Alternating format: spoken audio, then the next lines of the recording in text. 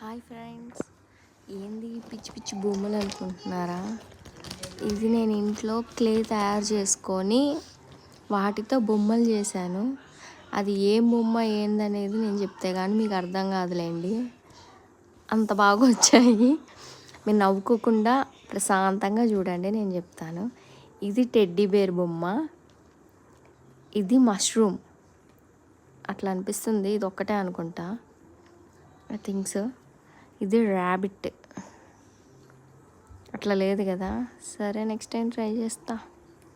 ఇది పువ్వు ఎల్లో పువ్వు. ఫస్ట్ టైం చేశా కదా, నేను కొంచెం ప్రాక్టీస్ కోసమని ఆకులు అవి చేసుకున్నాను ప్రాక్టీస్ కోసం.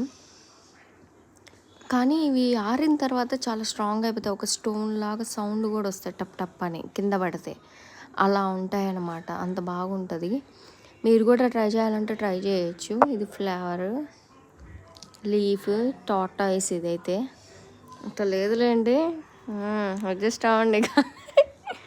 ఇది హెడ్సెట్, దేనికి పెట్టాలో అర్థం కాలేదు.